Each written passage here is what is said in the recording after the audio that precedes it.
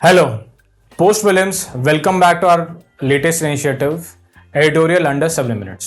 तो आज का एडिटोरियल है how PESA act panchayat extension to scheduled areas act has benefited the conservation efforts of the country. Conservation हमेशा एक इंपॉर्टेंट फैक्टर रहा है सिंस जब से हम लोग इंडिपेंडेंस हुआ है, बिकॉज पहले कॉलोनियल जो लॉज थे वो मोस्टली अब्यूसिव थे और कॉलोनियल इंटरेस्ट को प्रमोट करते थे, और जो डोमेस्टिक ट्राइबल इंटरेस्ट थे उसको वो बिल्कुल ही नेग्लेक्ट करते थे। इसलिए कंजर्वेशन के लिए कोई भी एफर्ट नहीं लिया गया।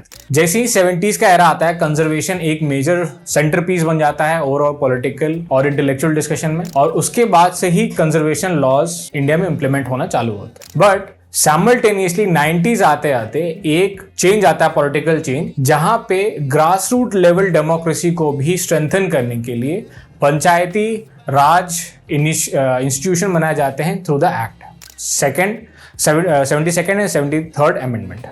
तो ये बनने के बाद इन सब के प्रोविजन बेनिफिट जो इनके प्रोविजन है इसको एक्सटेंड किया है to 5th schedule areas through a special act. अब हम लोग देखेंगे कैसे ये एक्ट कंजर्वेशन इनिशिएटिव्स को या कंजर्वेशन एफर्ट्स को प्रमोट कर रहा है या ओवरऑल कंजर्व करने में ईज कर रहा है हमारे नेचुरल रिसोर्सेज। तो जब गवर्नमेंट का और स्टेट का ये ड्यूटी है कि it will initiate and promote conservation, तो जितने भी पॉलिसीज है और जो इंटरेस्ट है और जो पॉलिसी फॉर्मुलेशन उसका इम्प्लीमेंटेशन होगा वो मोस्टली स्टेट का काम होता है। तो 2-3 कॉन्फ्लिक्ट्स हमेशा दिखते हैं, हमेशा रिकरिंग पब्लिक डिबेट में ये बार बार फीचर करते हैं। पहला है जो कंजर्वेशन एफर्ट्स है उसमें हमेशा ये प्रॉब्लम या डिस्कशन का पार्ट आता है, conservation effort by the states या रिसोर्स एक्सट्रैक्शन बाय कम्युनिटीज।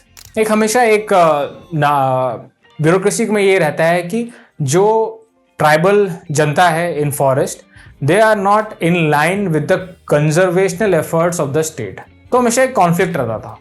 तो इस कॉन्फ्लिक्ट को अलग अलग लॉज थोड़ा मिटिगेट करते हैं और जो पावर्स है, इनहेरिट पावर्स, वो ट्राइबल जनता को देते हैं। जैसे फॉरेस्ट राइट एक्ट है 2006 का, ये भी वही राइट देता है for the land and the resources of the forest and the forest areas to the tribal people. तो जैसे आप किसी को राइट देते हैं किसी एरिया का, they have to manage those resources and those products जो फॉरेस्ट से आ रहे हैं। तो ये हमेशा कॉन्फ्लिक्ट रहता है, बट ग्रेजुअली पॉलिटिकल एनलाइटमेंट के साथ और डिस्कशन के साथ राइट्स बढ़ते जा रहे हैं और ये अच्छा है फॉर कंजर्वेशनल एफर्ट्स। और दूसरा डिबेट एक हमेशा ड्राइव करता है कि कंजर्वेशन या इकोनॉमिक डेवलपमेंट। कंजर्वेशन और इकोनॉमिक डेवलपमेंट हमेशा एक ऑर्ट में रहा है। एग्जांपल के तौर पे अगर आपको माइनिंग करना है तो you have to remove the forest और उसमें से फिर माइन करके ला पाएंगे। अगर आपको डैम्स बनाना है तो डैम्स का क्रिएशन में भी बहुत सारा फॉरेस्ट एरिया और नेचुरल एरिया आपको सबमर्ज करना पड़ता है फॉर क्रिएशन ऑफ डैम्स। तो एक हमेशा एक कॉन्फ्लिक्ट रहता है, और इस कॉन्फ्लिक्ट के at the end of the rope कौन रहता है? तो ट्राइबल पॉपुलेशन जो एडमिनिस्ट्रेशन से सबसे दूर है। तो उनके इस इनिशिएटिव को कभी भी या उनके इस कंसर्न को कभी भी एड्रेस नहीं किया गया इन टिल 1970s एंड 1990s। उसके बाद ग्रेजुअली राइट्स देते लॉज बने जो उनको राइट्स अवॉर्ड कर रहे हैं, और उनको नेचुरली जो उनका प्लेस ऑफ रेजिडेंस या प्लेस ऑफ एग्जिस्टेंस था उसके मैनेजमेंट का भी उनको राइट दिया गया। तो इससे एक बड़ा बेनिफिट ये हुआ कि जो ट्राइबल जो पॉपुलेस है उनके पास एक जनरेशनल वेल्थ होता है, नॉलेज होता है टू कंजर्वेशन इस एरिया का जो जहां वो रह रहे हैं। वो इसलिए कर पाते हैं because generational knowledge her generation के साथ बढ़ती रहती है, और मोस्टली ज्योग्राफी सेम ही रहता है, लोग वो सेम ही रहते हैं, तो उनको ज़्यादा कुछ चेंज आने का ज़रूरत नहीं पड़ता। और वो करते क्यों हैं? उनको सारा लाइवलीहुड, सारा कल्चरल एक्टिविटीज़ उसी से ही लिंक्ड रहता है। इसीलिए इस कंजर्वेशनल एफर्ट, वो हमारे लिए जो कंजर्वेशनल एफर्ट है या एडमिनिस्ट्रेशन का जो कंजर्वेशनल एफर्ट रहेगा, ट्राइबल्स के लिए वो नेचुरल वे ऑफ लाइफ है। इसलिए वो लोग बहुत ईजिली कंजर्वेशनल एफर्ट कर पाते हैं। और वो करते क्यों हैं? क्योंकि वही लास्ट चेन ऑफ पर्सन है जो वहाँ पे रहते हैं। अगर स्टेट को दे दिया जाए तो स्टेट कुछ लोगों को वहाँ भेजेगी कंजर्वेशन करने के लिए to maintain those resources, but जो ट्राइबल विलेजर्स हैं वो वहीं रहते हैं, they can manage the resources at very low cost and much more efficiency with respect to the bureaucracy. और उनका लाइवलीहुड डिपेंड करता है। और जो पैसा और फॉरेस्ट राइट एक्ट है वो एक्चुअली जो राइट्स पहले से थे उसी को रिकॉग्नाइज कर लिया कि these areas are yours to manage and to maintain your livelihood. यही राइट्स उनके पास पहले भी था, यही राइट्स को रिकॉग्नाइज किया गया थ्रू दीज लॉज।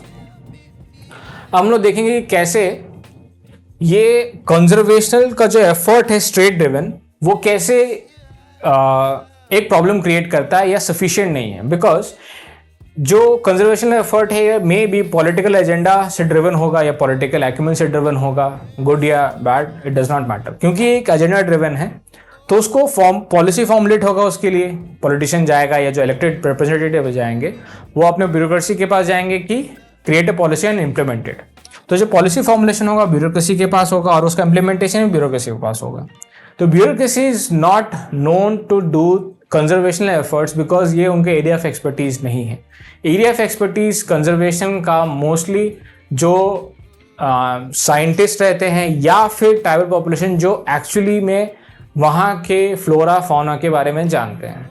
तो पॉलिसी फॉर्मुलेशन में अगर हम लोग ट्राइबल पॉपुलेशन को इंक्लूड कर देंगे तो it will be much more easier to conserve the forest through the policy that the state has created. अब हम लोग अगर वे फॉरवर्ड देखें कि अब ये देखा जा रहा है, ये आर्टिकल ये सजेस्ट करता है कि क्योंकि ये लॉज और राइट्स अलाउ बने हैं और ये राइट्स दिए गए हैं टू ट्राइबल पॉपुलेशन, तो उनका कंजर्वेशन एफर्ट का पेस और एफिशिएंसी बढ़ा है since the law has been implemented if compare to the law period when जब ये लॉ नहीं रहता था। तो ये लॉज जो अवॉर्ड किए गए हैं it has helped in conserving and improving the quality of natural resources. अब हम लोग इसमें वे फॉरवर्ड देखेंगे कि इसको और कैसे बेहतर बनाया जा सके। तो पहला है कि इकोनॉमिक इंसेंटिव दिया जाए फॉर कंजर्वेशनल एफर्ट। ये इनका लाइवलीहुड है, वो खुद तो कर रहे हैं but we have to make sure कि वो इस चीज़ को वो इससे अर्न कर पाए। तो we have to formulate some policy mechanism at monetary level, at fiscal level, कि उससे ये इकोनॉमिक इंसेंटिव मिल पाए ट्राइबल पॉपुलेशन को। उसके बाद है कि अगर पैसा के जो इंस्टीट्यूशन है उनमें पॉलिटिकल कॉम्पिटेंसी बढ़ पाए तो it will be much more easier, उनका पॉलिटिकल वैल्यू या वेट बढ़ेगा तो अपनी ज़्यादा अच्छे से बात रख पाएंगे इन एनी पॉलिसी फॉर्मुलेशन। उसके बाद एक तीसरा एजुकेशन एंड एंगेजमेंट। एजुकेशन अगर आप पॉलिटिकल रिप्रेजेंटेटिव्स का बढ़ा देते हैं और उनका एंगेजमेंट भी जो ब्यूरोक्रेसी है और जो रूलिंग जो इलेक्टेड रिप्रेजेंटेटिव उनसे अगर बढ़ा देते हैं, जिनको पॉलिसी फॉर्मुलेट करना है, बनाना है और जो इस पे मोस्टली वोकल रहते हैं, तो अगर उनसे उनका इंटरेक्शन बढ़ा दें तो वो अपना कंसर्न ज़्यादा अच्छे से रख पाएंगे और ये ज़्यादा अच्छे से कंजर्वेशन एफर्ट बढ़ पाएगा और eventually it will benefit the outcome of the conservation effort. और जो उसका मेन एजेंडा है ये भी वो फुलफिल कर पाएगा। डिसेंट्रलाइज पॉलिसी फॉर्मुलेशन, कोई भी कंजर्वेशन एफर्ट किसी भी एक रीजन के लिए बने, किसी भी स्टेट के किसी रीजन के लिए बने, तो वो मोस्टली ड्रिवन होना चाहिए by the bureaucracy with the people involve at the last place, that means the tribals जिनके पास वो नेचुरल हेरिटेज है। ये फॉर्मुलेशन से बेटर ये होगा कि उनके ट्रेडिशनल नो हाउ और नेशन का कंजर्वेशन जो एम है वो एक अलाइनमेंट में आ पाएगा और इस चीज़ को और बेहतर तरीके से हम लोग इम्प्लीमेंट कर पाएंगे। Thank you.